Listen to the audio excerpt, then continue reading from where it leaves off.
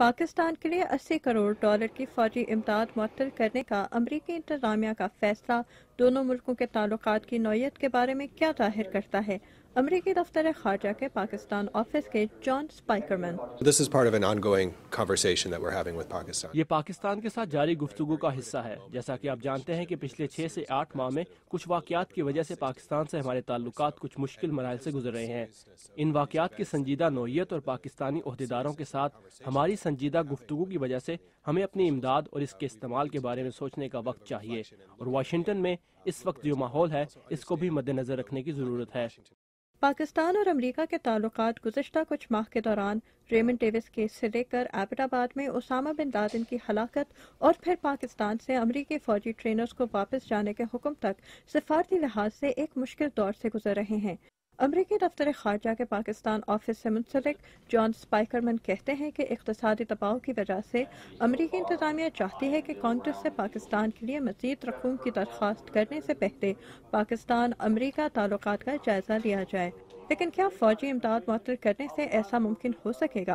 We'll see. We'll have to हम देखेंगे। हम पाकिस्तान के साथ आला सतही गुफ्तगू जारी रखेंगे और ये बात भी मद्देनजर रखेंगे कि पाकिस्तान को इस इलाके में जिन इंतहा पसंदों से खतरा दरपेश है उन्हीं से अमरीका और दूसरे मुल्कों को भी खतरा है। हमें मिलकर एक मुस्तहकम पाकिस्तान और मुस्तहकम अफगानिस्तान के लिए काम करना होगा। and a more secure Afghanistan.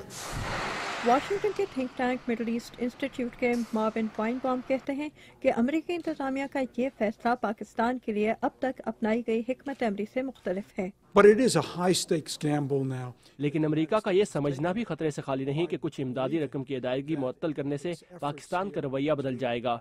मेरा नहीं ख्याल कि पाकिस्तान के रवैये में कोई तब्दीली आएगी, क्योंकि पाकिस्तान में जो राय पाई जाती है इससे मुझे नहीं लगता कि पाकिस्तान उस किस्म का ताउन कर सकेगा जितने का अमेरिका ख्वाहिशमंद है। Climate of opinion inside Pakistan.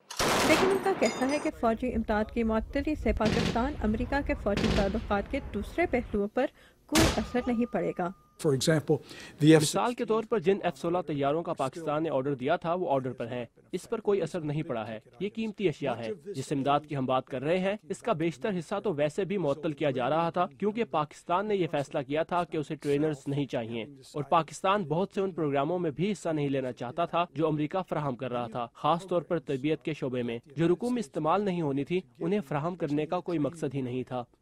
Pakistan का मौक़िफ़ है कि इमदाद पर शराइत लागू करना इसके लिए काबिल कबूल नहीं है, और वाशिंगटन में बाज़ माहिरीन को फिक्र है कि अमेरिका के इस फैसले की वजह से पाकिस्तान अमेरिका ताल्लुकात में मज़ीद तनाव पैदा हो सकता है। We'll try to mitigate to whatever extent we can. हम कोशिश करेंगे, जैसा कि हम गुज़श्ता कुछ माह से कर रहे हैं, कि पाकिस्तान और अमेरिका के ताल्लुकात में खलल न आए, लेकिन गैर फौजी इमदाद हमारे ताल्लुकात की बुनियाद रहेगी। हम इंतहा पसंदी के खिलाफ लड़ने के लिए पाकिस्तान की काबिलियत और सलाहियत बढ़ाने में इमदाद फराहम करते रहेंगे, क्योंकि इससे पाकिस्तान में तहफ़्फ़ुज़ मुस्तहकम होगा, इलाके में सिक्योरिटी की सूरत हाल बेहतर होगी, जिसमें अमेरिका और पाकिस्तान दोनों को दिलचस्पी है।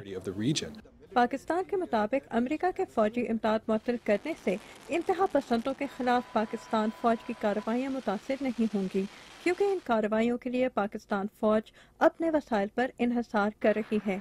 Amina Khan, Urdu VOA, Washington.